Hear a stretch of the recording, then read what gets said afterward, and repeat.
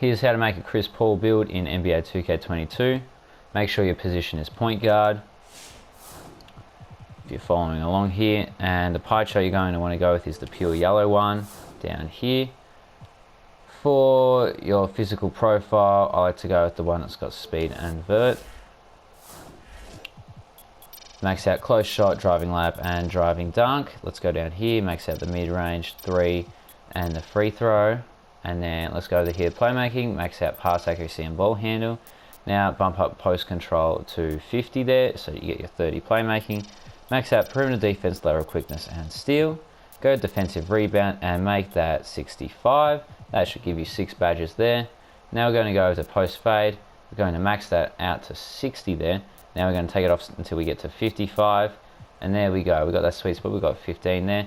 Now put these last 5 on your post hook and you will get 7 finishing badges, 15 shooting, 30 playmaking, and 6 defense. Very nice indeed. Body shape I like to go with is defined. Make sure you go down to 6 feet and you put the weight up all the way, especially if you're making this build go to 99 overall. If not, you can make it a bit lighter, but this is what I like to do to get as much weight as I can, and I'm still going to get 99 speed and acceleration. Now for the wingspan, you can take this down and make it as short as possible, which will be 72. And then you have 3 options here. You've got playmaker, shot creator, or slasher. Now, of course, you're not going to be getting contact dunks or anything. You can go slasher if you want to mix it up a little bit, but that's not really Chris Paul-esque. Chris Paul-esque, of course, is going to be playmaking or the shot creating one, which is probably what I'd go with, is shot creating, but Chris Paul-esque is going to be the playmaker one. It's up to you at the end of the day. This is going to create an offensive threat build with shades of Isaiah Thomas, Darius Garland, and Damian Lillard. So let's go into what some of the badges I recommend are now. As we're loading in here, you can see it's a really nice well-rounded build. It can do a little bit of everything. Let's start off with our finishing badges here. Of course, Slithery Finisher is super good this year. Also, Chris Paul is known for his floaters, so putting on Gold Teardropper is really handy.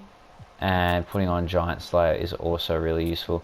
However you want to go about putting all of these on, that's up to you. Maybe you want to do something like that. Maybe you want to chuck on Unstrippable instead. I'm just here to give you some advice, but with a shorter player, I do find Teardropper really useful. And I'd say something like that works really well, or even like that. That's probably what I would go with there. And that works really, really well. Another great option is if you don't want Slithery as well, go with Fearless Finisher, because you got that 88 layout, which is really nice. Now for the shooting, which is insanely good with this, you want to go with that Gold Sniper right there. Gold Difficult Shots is definitely Chris Paul's game, so you want to chuck that down. Gold Hot Zone Hunter for that mid-range game. And then here, I like to chuck down a little bit of Bronze Grain Machine and Bronze Corner Specialist there. And then as well, Bronze Lucky number 7.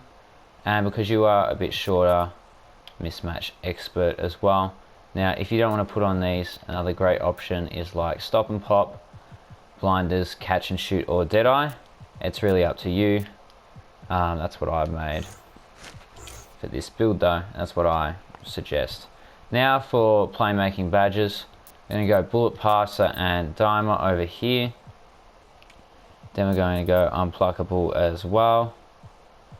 From here, we're going to put on Bronze Bailout. Of course, if you're going to be the floor general for your team, you're going to want to chuck that on.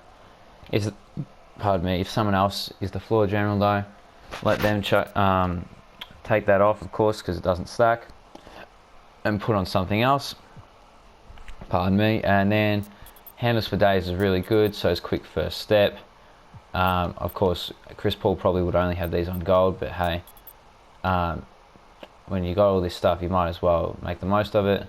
Special Delivery is definitely Chris Paul's game, so you want to chuck that on Hall of Fame, especially if you're throwing lots of alley-oops.